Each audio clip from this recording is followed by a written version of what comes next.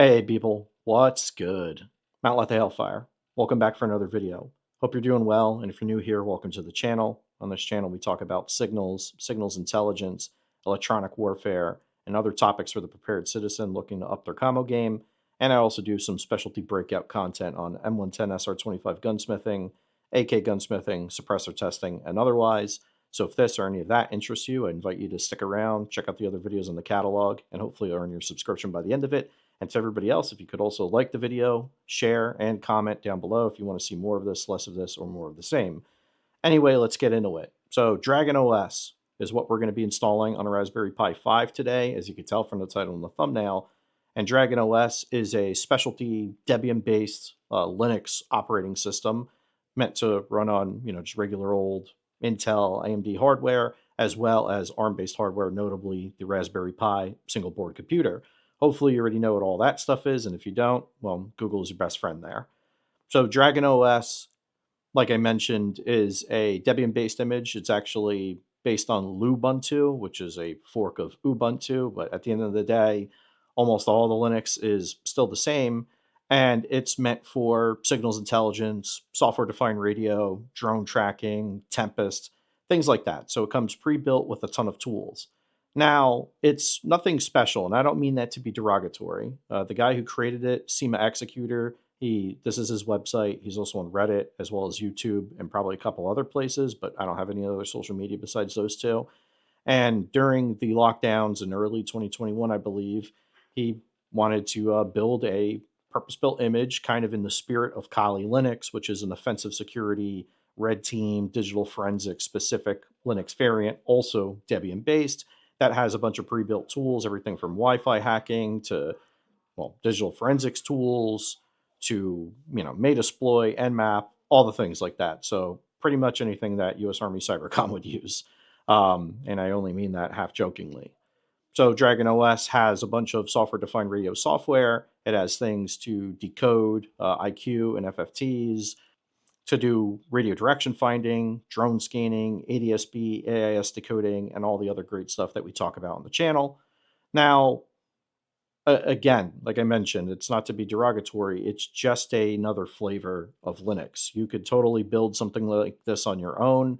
Where this helps you is that everything is just pre-built right away. So you have GNU Radio, you have all the various SDR drivers, you have all the various SDR software, GQRX, Cubic, SDR Sharp, SDR Angel, all that stuff, and some other, special things like GNU Radio Tempest, GNU Radio FFT, things like that.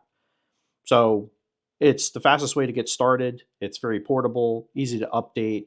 Now, a lot of things that are pre-built on it actually might not be the latest version. So that's one thing to be aware of. So at the end of the video, I'll actually SecureShell into the Raspberry Pi that I have. And then we'll just show you how to update it real quick to orient yourself and then expect some other Linux-specific, Linux-focused content. I film mostly on a Windows because I think that's what almost everybody has. So if that's wrong, definitely correct me, and I'm more than happy to do some, more specific Linux stuff. Anyway, let's get into it. So the way to get the actual software, you go to SEMA Executor, and instead of doing the phonetic alphabet like I did in the last video, I will just flip that up on the screen. So this is his website. He has a blog, a shop, and whatnot. So you would just click Raspberry Pi, and that would take you over here that I already have it open. The DragonOS Pi 64. Again, this is 64-bit, so it's not going to work on some older versions of Raspberry Pis. And really what you're going to need is something that has at least 4 gigs of RAM, but in this channel, we're going to be using this Raspberry Pi a lot, so I would say that you should pick up a 4 Plus or whatever it's called, or a 4B, whatever has the 8 gig model, or an 8 gig Raspberry Pi 5. And then you're also going to need a 32 gigabit SD card. I recommend something 64 or bigger, 128 to 256, a terabyte, whatever it is. And then you're going to need something to read it on your system. So a USB-A or USB-C dongle supports pretty much all the mainstream kind of, middle of the road and, lower end SDR hardware. And it has a ton of tools on it, Wireshark, a bunch of stuff for GNU Radio, for Iridium, for Tempest, Pi SDR. It has Inspectrum for IQ files. It has TV things, a VNC viewer. just pretty much everything that you would possibly need to get started with SDR. Now, to download it, you would just scroll up and go to Files, and that's really it. And then you would just grab the latest one. So this is from 2025, May the 21st. I've already downloaded it. So the next bit of software that you're going to need is a way to write to SD cards. I recommend, if you're using a Raspberry Pi, just go to raspberrypi.com/software, and this is the first option that should appear for you to actually get the Pi Imager. I believe the latest version is 1.9.4 as of July 2025. I just downloaded this right before I started recording. If you didn't want to use this for whatever reason, the other option is Balena Etcher, which does the same thing. I've used both, but I just prefer Raspberry Pi Imager just because it has a couple things installed on it already. So I'm going to make this bigger. And by install, I mean it'll come with a bunch of images that it'll just pull off for you. It has some other general purpose ones if you wanted to run Alpine, or you wanted to run, basic Debian or Ubuntu meant for ARM64 architecture. They have emulation, gaming things, some other specific purposes one. But for you, after you download the image, select Use Custom, and then go to wherever you have it installed or downloaded rather on your operating system. Pick your specific device. In my case, it's a Raspberry Pi 5, but you just pick whatever one that you would want.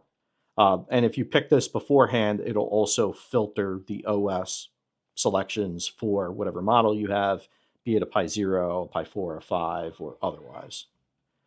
And then finally, you're going to pick your storage device. So I have mine's, it's on the E drive. It's inside of a USB to SD card reader that came with one of my 3D printers. Then you hit next, and you could go ahead and edit settings if you wanted to change a couple things. Enable SSH, that's fine. Everything's good here. And then save, yes, and yes, to clear it out. So it'll go through and format your disk. And if you get a pop-up like I just did, you just hit cancel. Anyway, it's going to take a little bit to write it to your SD card. Obviously, if you have a latest version of USB-C or like a USB-A 3.0, and you're using a high-speed or a higher-end card, I use whatever the higher-end SanDisks are for the micro SD. It'll write quicker versus something that's old and janky. But I'll let this run, and then I'll come back to you folks when it's over, and then we'll progress. All right, so after it installs and verifies, which takes about the same amount of time as the installation, you'll get a write successful message, hopefully that you did it well. You might get pop-ups on Windows like, oh, can't read E or can't read D drive and whatnot. You can just hit cancel or ignore them. Hit continue, and then pop out your SD card. And then that'll be it. All right, so now that I've removed it, I'm going to get the Raspberry Pi hooked up and booted up. The way that I prefer to do it, just to make sure that everything looks good, both headless and connected up, is that I have a HDMI to HDMI micro, or whatever the connector is for the Pi 5. And then I have a separate keyboard that I plug in over USB. Make sure everything's good to go. And then once that's done, I just make sure that everything looks good from the graphical user interface perspective. I usually don't use the Raspberry Pis with a GUI at all. They're all meant to be headless. The one that I carry around in my kit specifically will have like TAC server running on it, as well as a couple other SDR tools that I have automated with cron jobs. We'll get into all that in a later series, but I will see you back and show you how to secure shell into it. Just give me a moment. All right, folks, so I connected into the Raspberry Pi, just logged in. As I thought, the Raspberry Pi override for the password didn't work, so username will be Ubuntu and the default password is Dragon. Obviously, you should look to change that, use something like Luke's, and also maybe use a hardware SDR token that you could also protect your laptop or maybe even the Raspberry Pi if you do use it. With the screen out in the field, obviously Raspberry Pi has like the 7 and a 9-inch touchscreen. There's a couple third-party options for them, and chassis and Ward decks and whatever that you could 3D print as well. So from the Pi, if you connect it into a screen, you should open up a terminal and run ifconfig, all one word. I'll flip it up on the screen. and then look at the WLAN 0 is probably it, or ETH 0. It really depends on how you have it set up, and then look for your local address under the INET section. So mine is 192.168.0.152. And if you connected your Raspberry Pi to the network, like into your router or into a network switch, you could just use Nmap from your computer and then scan your own internal network if you don't have access to the admin panel for your router for whatever reason. And then you could find the IP address out that way. And I'm going to connect and just accept. Log in as, like I mentioned, Ubuntu, and then password is just Dragon. And then we are here, and just to show you what I was talking about, let me see if I could make this a little bit bigger. ifconfig, like I mentioned, and then this is the value that you're going to be looking for from your Raspberry Pi. And again, you could just use something like Nmap. And then to update it, sudo apt update, and then one more time with that password, Dragon, to go get everything updated. Nice and simple. And then the speed of this depends on what you have. Again, I have a 8 gig Raspberry Pi 5. And then once that's done, you'll do a sudo apt upgrade -y to upgrade all of your software that you have installed. And you can see, is it going to keep scrolling me down? Yeah, it is. But it'll give you a brief snapshot of everything. So even with this version just being a month old, it's going to have a ton of updates all the time. That's just how it goes with Linux. And, if you're going to be using makefiles and compiling things from binary, you might have some other issues and whatnot. But keeping your Raspberry Pi on your network, either, in your WLAN or in your LAN, if it's hardwired, is good, because then you could, SC copy, use SCP from your Windows laptop to move files, move other binaries over, or you could just install it directly.